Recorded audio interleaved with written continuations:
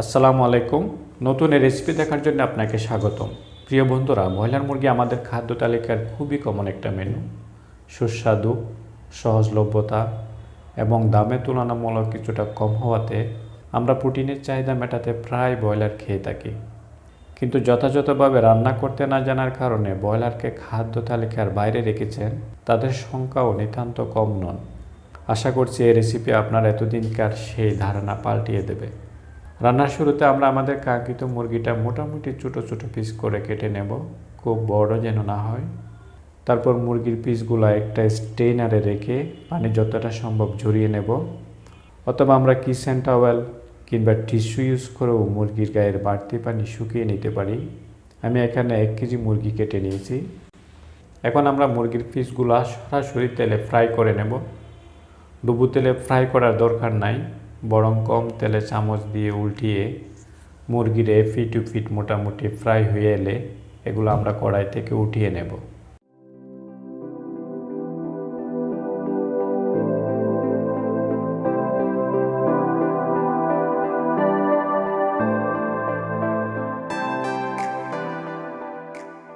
কড়াই ধুয়ে নতুন করে 2.5 টেবিল চামচ পরিমাণ তেল নেব।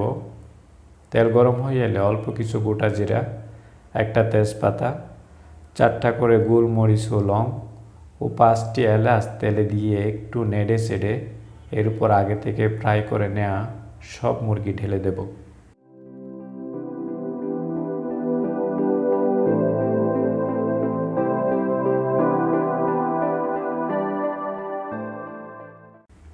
এরপর আমরা একে একে সব মশলা বাটা দিয়ে দেব। 4 চা চামচ পেঁয়াজ বাটা, 2 চা চামচ রসুন, 1 চা চামচ আদা, পেস্তা বাটা 2 চা চামচ, কাঁচামরিচ হাফ চা চামচ দিয়ে একটু নেড়ে চেড়ে তারপর গুঁড়া মশলাগুলো দিয়ে দেব।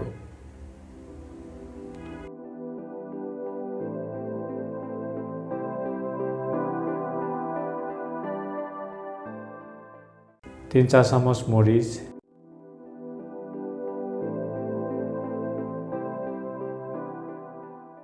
জিরা 1 চা চামচ, 1 চা চামচ ধনে, হলুদ ছোয়া 1 চা চামচ দেওয়ার পর আবার একটু নেড়ে চেড়ে 2-4টা টমেটো মাঝখান থেকে কেটে তারপর অল্প পানি ঢেলে কড়াই ঢেকে দেব। এতক্ষণ কিন্তু চুলার আগুন হাই ফ্লেমে ছিল। এ পর্যায়ে আমরা চুলার আগুন মিডিয়ামে রেখে মিনিট 10 অপেক্ষা করব। এর মাঝে আপনারা ঢাকনা উঠিয়ে কয়েকবার নেড়ে চেড়ে দিতে পারেন। নাড়াচাড়ার ব্যাপারটা আসলে আপনারা আপনাদের অভিজ্ঞতা প্লাস বুদ্ধিমত্তা দিয়ে করবেন।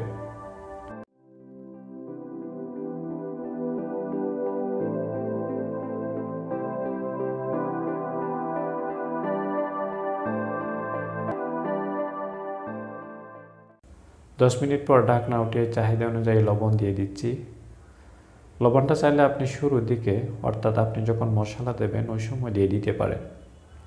এরপর আগে থেকে তেলে ভাজা কয়েকটা আস্ত শুকনো মরিচ, কয়েকটা আস্ত কাঁচা মরিচ ও কিছু কাঁচা পেঁয়াজ দিয়ে আবারও একটু নেড়ে চেড়ে দেবেন। কাঁচা পেঁয়াজ আমি কিভাবে কাটছি আশা করি দেখেই বুঝতে পারছেন।